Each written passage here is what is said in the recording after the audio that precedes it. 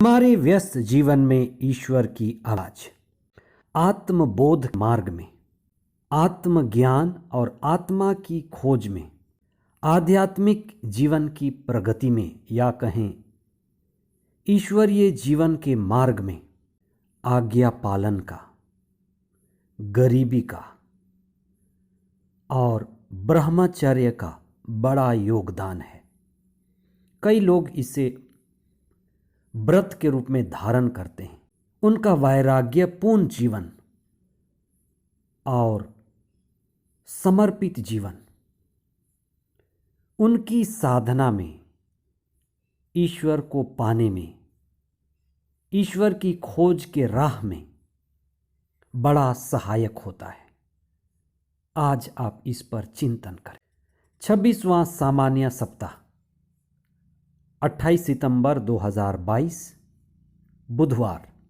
पहला पाठ नबी योब का ग्रंथ, अध्याय 9 पद संख्याएं 1 से 12 तथा 14 से 16। संत लूकस का सुसमाचार, अध्याय 9 पद संख्याएं 57 से 62 तक। गुरु और चेला की परंपरा वर्षों पुरानी है। गुरु एक जलते हुए दिए की तरह है, जिसके प्रकाश में शिष्य और हजारों लोग उनसे मिलने आते, प्रकाशित होते और आध्यात्मिक मार्गदर्शन पाते हैं। गुरु हमारे अज्ञानता को, अंधेरा को मिटाता है। गुरु के प्रकाश और गुरु के प्रज्ञा से हमारे अंदर आत्मबोध, आत्मज्ञान या आत्मचेतना आती है और हमें संसार का और अपने अहंकार का ज्ञान होता है। इसी से हमारा अहंकार टूटता है। ईसा के 12 शिष्य थे। वे शिष्य ईसा के आत्मापूर्ण वचन से बड़े प्रभावित थे।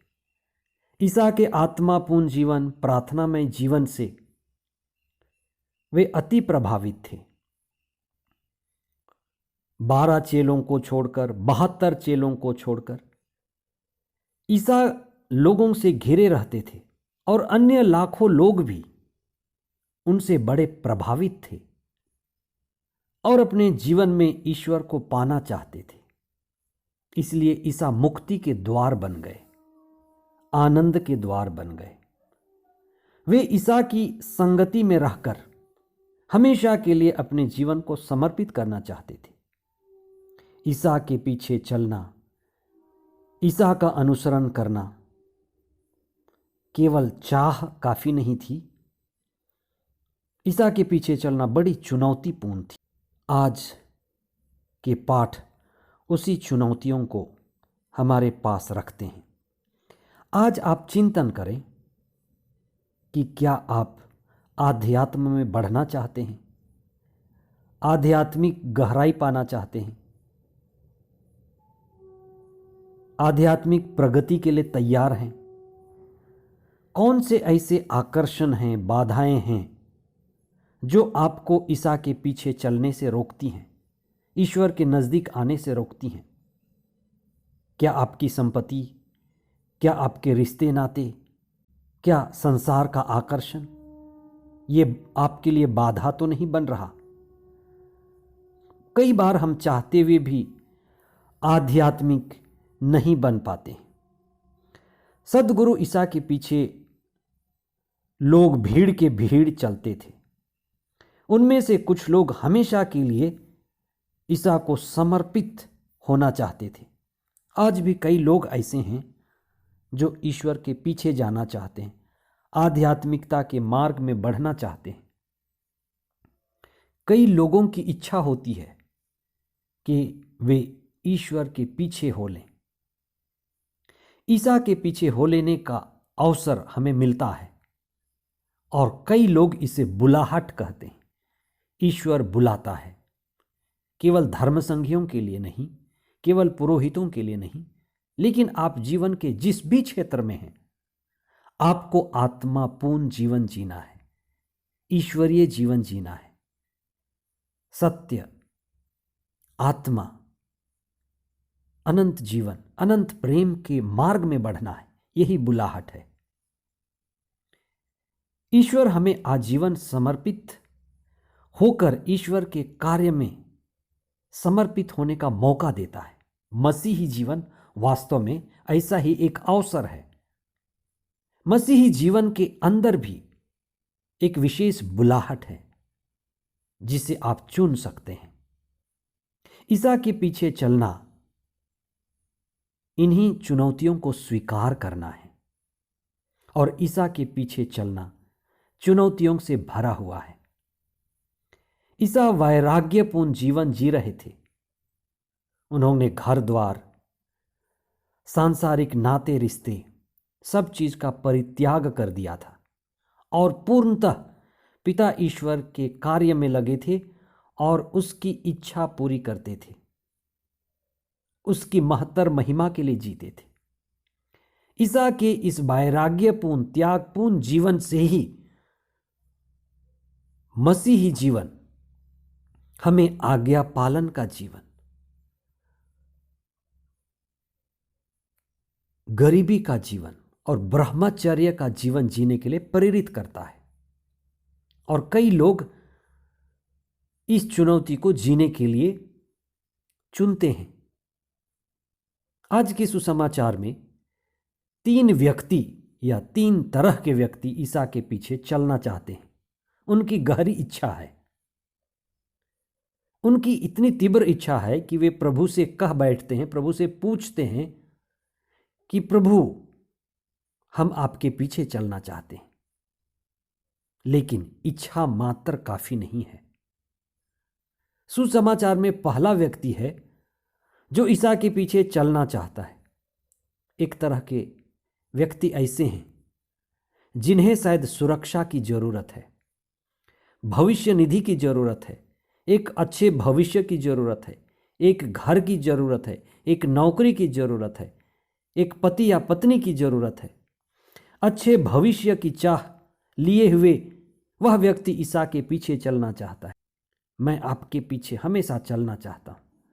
ईसा ने उस सुरक्षा पाने वाले को, अच्छे भविष्य के सपने देखने वाले को यह कहा, लोमड़ियों की अपनी मांदे हैं, चिड़ियों के अपने घोंसले हैं। और ईसा ने किसी को गारंटी नहीं दी, भविष्य और अच्छे भविष्य की गारंटी नहीं दी। दूसरे ने ईसा से कहा, मुझे पिता को दफनाने दीजिए, फिर मैं आपके पीछे चल पड़ूंगा। तीसरे ने कहा, बस एक बार अलविदा कहने दीजिए। ईसा ने उन्हें, जो प्रभु में नहीं थे, आत्मा में नहीं थे, चेतना में नहीं थे, उन्हें कहा, ये मुर्दे हैं, ये बेहोश हैं। इन बेहोशों को, इन मुर्दों को अपने मुर्दे दफनाने दो, क्या फर्क पड़ता है। अलविदा कहने वाला, अलविदा के पीछे जाने वाला ईश्वर में नहीं है। घर वालों से जो ज्यादा प्यार करता है वह मेरे योग्य नहीं। ईसा चुनौतीपूर्ण जीवन जीते थे और उनके पीछे चलने वालों को भी वे चाहते थे कि वे चुनौतीपूर्ण जीवन जिएं। इसलिए बाइबल हमें एक बात के लिए तैयार करती है कि व्यक्ति को सबसे ज्यादा ईश्वर को और आत्मा को प्यार करना है।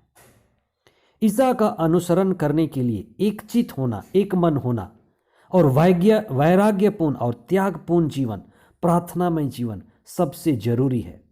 चाहे आप मसीही हैं, चाहे आप धर्मसंगी हैं, चाहे आप पुरोहित हैं, चाहे आप किसी भी तरह का जीवन जी रहे हैं, सभी के लिए समर्पित जीवन, अलग अलग तरह से आज्ञा पालन का जीवन, गरीबी का जीवन, ब्रह्मचर्य का जीवन जरूरी है।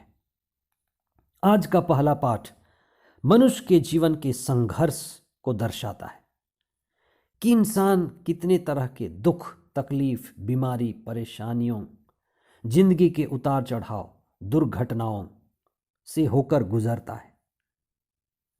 रिश्तों को लेकर उसके जिंदगी में सवाल है, दुर्घटना को, बीमारी को, आकस्मिक घटनाओं को लेकर उसके पास सवाल है। जवाब नहीं है। कई सारे लोग ऐसे ही सवाल में जूझते हैं, उलझते हैं। योब का इतिहास, योब की किताब इसी तरह के हर तरह के सवाल से गुजरने वाले, सवाल से संघर्ष करने वाले, जिंदगी के संघर्ष में गुजरने वाले लोगों के व्यथा को, कहानी को, वास्तविक हकीकत घटनाओं को चित्रित करता है। आप भी बहस कर सकते हैं। कई बार लोग ईश्वर से लड़ाई करते हैं, नहीं समझ पाते। ऐसी परिस्थिति में योब की किताब हमारे लिए एक जवाब है। योब को कुछ नहीं दिखाई देता। जब हम समस्या में होते हैं हमें कुछ नहीं दिखाई देता, हमें अंधेरा ही अंधेरा दिखाई देता है। योब जो ईश्वर की मर्जी को, ईश्वर की इच्छा को समझता है, आज्ञाकारी बनता है, जो भी कि वह निर्दोष है, उसकी आंखें खुल जाती हैं कि मनुष्य किस तरह से इस जीवन में संघर्ष करता है, परिस्थितियों में, बीमारियों में, उलझनों में फंसता है और ईश्वर और उसके कार्यों को समझ नहीं पाता। कितना छोटा है मनुष्य का दिमाग। और जब मनुष्य ईश्वर के कार्य को देखता है, सृष्टि को देखता है, तब वास्तव में समर्पित करता है। समर्पण में ही उसे एक दृष्टि मिलती है, और जब दृष्टि मिलती है और उस दृष्टि से, ईश्वर की ही नज़र से वह सारे संसार और हर परिस्थिति को देखता है और वह चुप हो जाता है और उसकी घमंड जमीन में, मिट्टी में, राख में मिल जाती है। और योब ने जिस तरह से खुद को समर्पित किया, अपने जीवन को समर्पित किया, हर एक प्रभु भक्त को अपने जीवन को समर्पित करना है। क्या आप संघर्षों से गुजर रहे हैं? आर्थिक संघर्ष, क्या परिवार के परेशानियों से गुजर रहे हैं? रिश्तों में खटास, रिश्तों में कड़वाहट, क्या आप सांसारिक झंझटों से गुजर रहे हैं? जीने का मन नहीं करता, बीमारी है, परिवार में संकट है, तनाव है, उलझन है। आपके पास हजारों सवाल हो सकते हैं। आपका जीवन भी जोब का जीवन हो सकता है। आपकी परिस्थिति भी योब की परिस्थिति हो सकती है। आपके हजारों सवाल, उलझन, जो योब स्थिति से गुजरा वही आपका हो सकता है। अपने जीवन को समर्पित करें, प्रभु यीशु के क्रूस को देखें। समर्पण सबसे अच्छी प्रार्थना है। उस समर्पण भाव में वैराग्य उठेगा, गरीबी के प्रति समझ आएगी, ब्रह्मचर्य का कदम उठेगा और ईश्वर हमारे जीवन में साथ होंगे। इम्मानुएल, ईश्वर हमारे साथ है। आमीन।